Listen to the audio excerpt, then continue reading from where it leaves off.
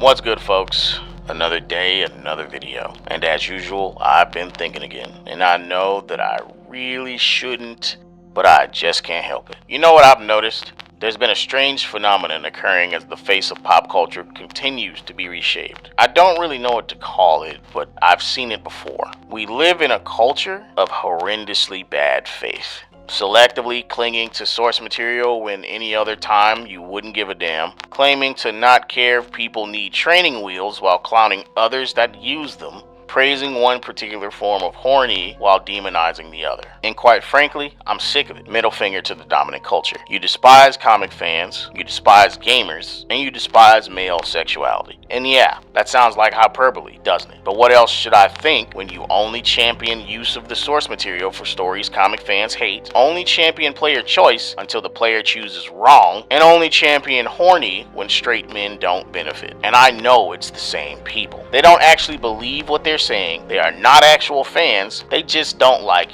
you. And they'll use any rhetorical trick to remove your input and your enjoyment. Let's start here. Kotaku and Polygon praise Hades 2's sexy gods. PC Gamer celebrates Baldur's Gate 3 bear sex and Wither's skeleton sex mods. And yes, every penis in Assassin's Creed Odyssey rated. That was a real headline. Oh, but what's this? PC Gamer calls Stellar Blade 41% smut and mocks the community's mods as Gooner content. Can you figure out why they'd be upset at this? You don't get to praise the ability to have sex with literal animals and living corpses and then treat the male gaze as a moral failing. My gooning, good. Your gooning, bad. And on top of all of this, Gooner Gate as a whole is a completely fake and fabricated issue. And anyone who's been a gamer longer than before 2020 knows this. Hot women in games have been a standard since as early as the late 70s. You are the problem, not gamers. And speaking of gaming, I'm seeing people defend difficulty sliders in the name of player choice, but turn around and mock DSP or anyone using lame or non-skillful strategies. And it's like, how is that any different than mocking the guy who plays on easy mode? You're still shaming people for how they beat the game. You're still deciding what's valid and what's invalid. You've just moved the goalpost from difficulty setting to play style.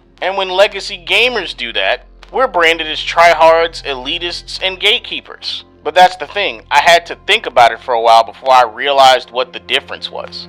And it's that the focus was never solely on the player whenever legacy gamers would give critique. It was also on the game itself and what the game allowed and facilitated. See, we used to hold developers accountable for cheap design, broken balance, and boring mechanics. But that part's slowly going away. And why is that? Because criticizing the new age developers, the ones building the hyper accessible, modular, low risk designs, is seen as criticizing the current cultural regime. And we can't have that. So now the guy playing on easy is brave, but the guy playing on easy the wrong way, he's just embarrassing. And nobody's allowed to question why the game lets you win like that in the first place. See, hierarchy is fine when they do it, as long as you don't get a say. Now, of course, I know these kinds of bad faith actors exist in every subculture, but this is just what I've been seeing recently. Lastly, dear viewers and listeners, let's go back to the comics argument I mentioned earlier. Who remembers the Fantastic Four reboot?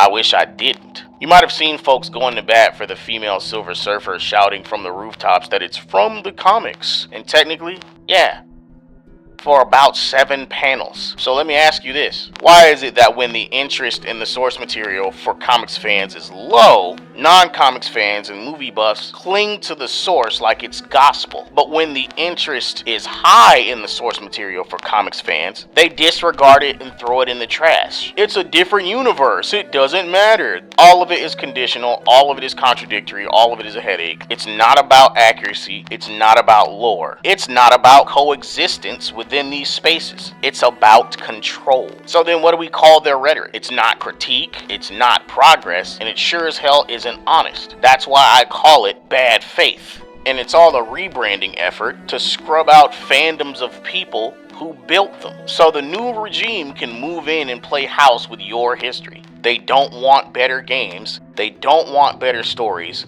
They don't want coexistence. They want ownership. without the inconvenience of respecting the people who cared before them. So I say, be disagreeable, be loud, be smart, and be unapologetic. Because if they had it their way, you'd already be gone. And with that, I've gone on long enough. Don't forget to like, comment, subscribe, and click the links in the description to keep your fingers on the pulse of Cosmogoth. This has been your gracious host, Kaine Walker. I'm signing off, and I will see you all again next time. Peace.